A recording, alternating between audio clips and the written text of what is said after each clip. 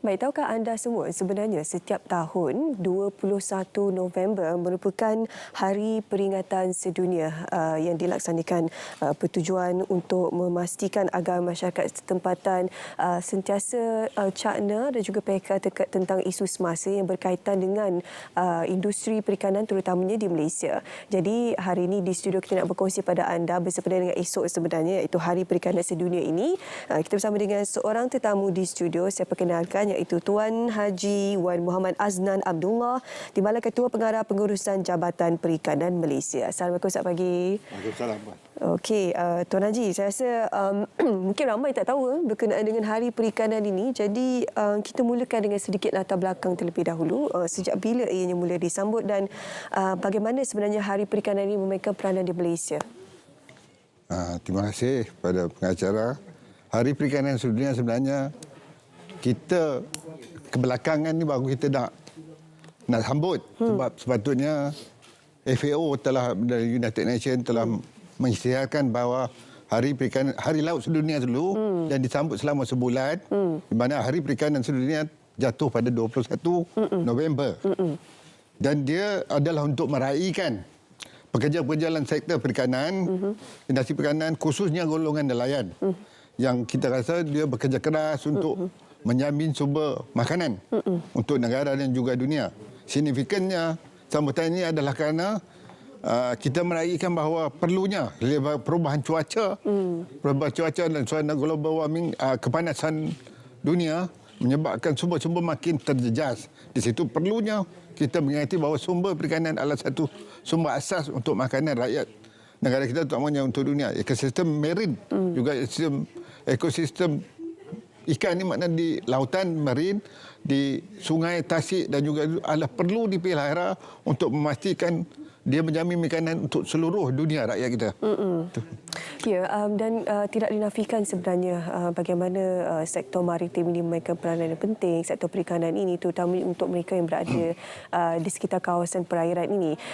Kalau Tuan Haji boleh kongsikan seketika berkenaan dengan sedikit profil pengeluaran perikanan negara setakat ini? Kalau profil perikanan negara ni kita jelas bahawa perikanan negara terbagi pada 3 sektor utama. Satu, sektor perikanan tangkapan. Kita tahu daripada laut, kita perikanan tangkapan sama ada itu adalah penting. Kerana perikanan tangkapan ni, dia menyumbangkan hampir 80% daripada jumlah pendaratan ikan negara.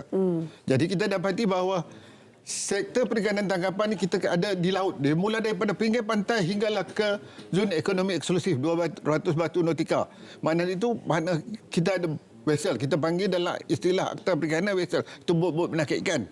Jadi dia ada zon. Zon A adalah 0 hingga 5 batu untuk nelayan pantai, menggunakan peralatan-peralatan tradisional yang tidak menjejaskan sumber. Zon B makna 7 batu, 5 batu hingga 12 batu nautika. Zon C makna 15 hingga 30 batu nautika. Zon dalam 30 batu nautika hingga mencapai zon ekonomi eksklusif. Itu penting. Kerana kita tahu bahawa perikanan marin ini menjana pengeluaran ikan yang banyak. Di samping itu pada sektor ekokultur juga penting. Di mana peternak ekokultur, makna sektor ekokultur makna dia juga menjana satu profil yang penting.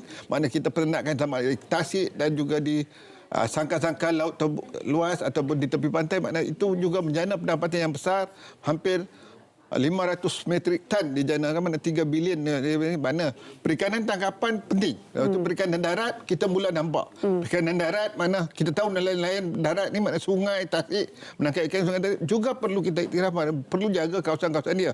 Sebab kita lihat kalau tidak jaga kawasan ini makna kepupasan sumber akan berlaku. Itu saja yang saya rasa kita perlu menjaga sumber-sumber perikanan ini penting untuk menjana kestabilan makanan untuk rakyat kita. Food security yang kita kementerian sasarkan selama ini kerajaan. Di sebalik data-data yang dikongsikan oleh Tuan Haji sendiri, adakah sumber perikanan kita sekarang ini mencukupi dan bagaimana sebenarnya untuk kita mengurangkan tahap kebergantungan kita untuk mengimport sumber-sumber seperti ikan dan juga makanan laut ini daripada negara luar?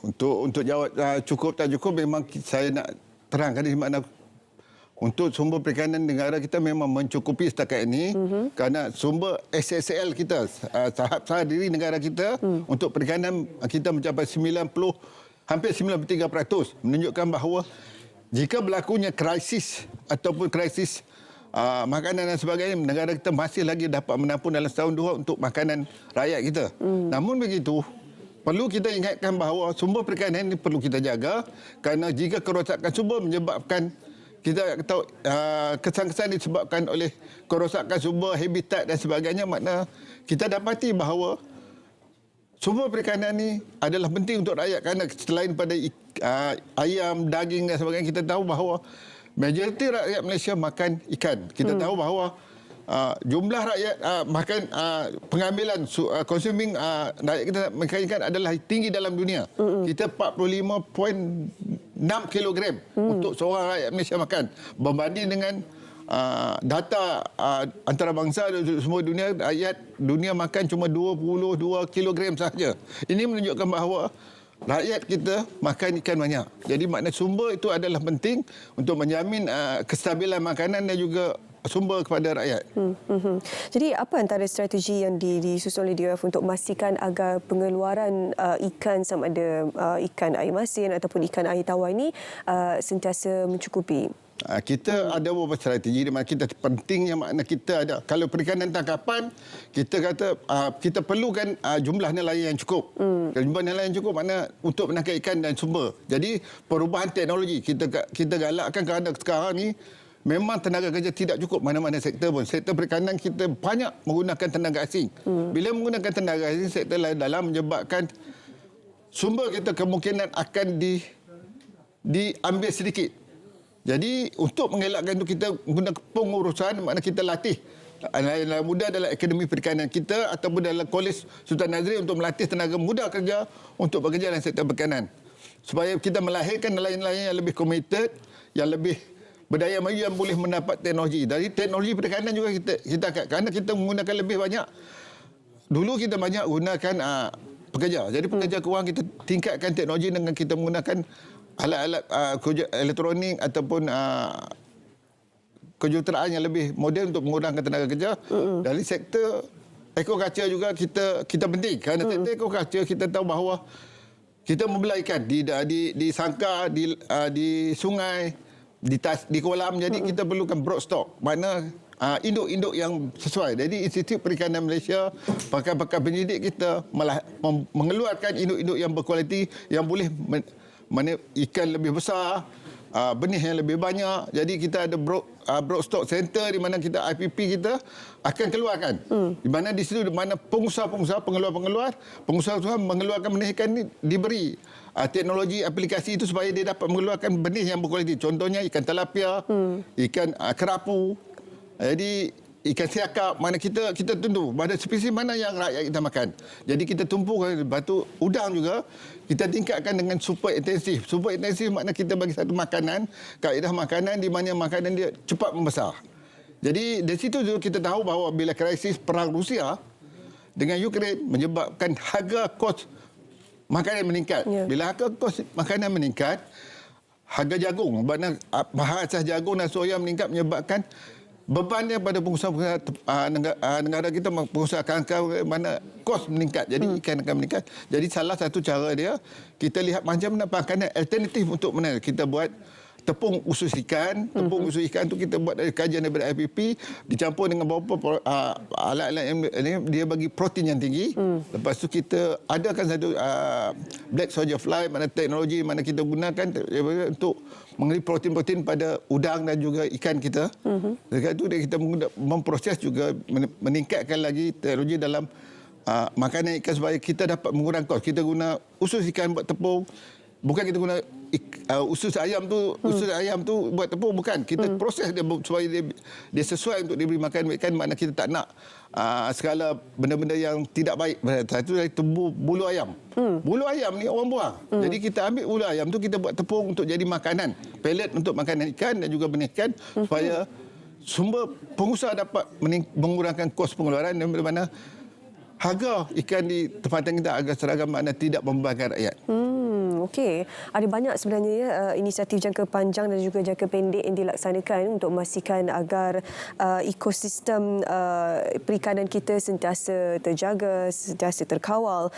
Selain daripada itu juga, kalau Tuan Haji boleh kongsikan antara perkara yang boleh diambil kira terutama dalam penumpuan sektor perikanan RMK12 ini, mungkin secara ringkas Tuan Haji. Dalam RMK12 kita cuba untuk meningkatkan pengeluaran, makna kita susun kepada pengenai aquaculture supaya pengeluaran berskala besar, berskala kecil kita bantu dari segi aquaculture. Kedua, dari segi perikanan marin, mana perikanan laut dalam dan laut pantai ini, makna kita kena beri tumpuan khusus di mana kerajaan telah mengeluarkan satu grant padanan makna 150 juta dalam rancangan Malaysia ke-12.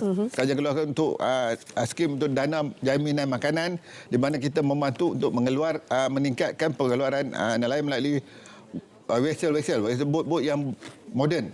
Mana bot mana kita menggantikan kayu, kita kayu menjadi satu pertikaian antara masa menyebabkan kerosakan hutan dan sebagainya. Kita mengalakkan membina vessel moden daripada besi, fiberglass untuk kedua, makna dia ada GA mana dia ada macam lukisan kedudukan vessel itu supaya sesuai mematuhi peraturan antarabangsa. Jadi vessel itu bila nelayan tak nak pakai, dia boleh jual di mana-mana negara. Makna di situ kita dapat menguruskan satu sistem pengurusan, makna kita tidak ada macam dumping. Mana bila dia tak boleh menangkap ikan, makna vessel itu akan menjadi satu macam sampah kepada negara. Jadi bila kita wujudkan perikanan moden, vessel dah moden, makna dia boleh berpindah dan dia ada insurans dan sebagainya, makna vessel itu boleh berpindah ke negara lain jika dia tak nak menangkap. Jadi bagi nelayan patan, kita bagi dengan teknologi dana jaminan makanan ini, makna 150 juta dia boleh pinjam 100,000 untuk beli peralatan moden, beli pukat, beli enjin baru untuk dia meningkatkan daya tangkapan, mana dana jaminan kerajaan salurkan ke bank, agrobank untuk menyalurkan pada bantuan. Kita cuma melalui peringkat jabatan. Pemodenan sektor perikanan ini sebenarnya membantu sebenarnya. Kita mendoakan agar bersama dengan Hari Perikanan Sedunia dapat membuka mata rakyat di luar sana berkaitan dengan peri penting untuk kita menjaga sektor perikanan kita. Terima kasih kepada Tuan Haji Wan Muhammad Azna Abdullah bersama kita hari ini untuk berkongsi berkenaan dengan Hari Perikanan Sedunia yang disambut setiap tahun pada 21 November. Seterusnya kami nak bawa anda ke cerita pagi Pahang. Kita nak bersama dengan Tira Aswan yang sudah pun bersedia di sana. Silakan. Baik, saya kini berada di Lipis Pahang.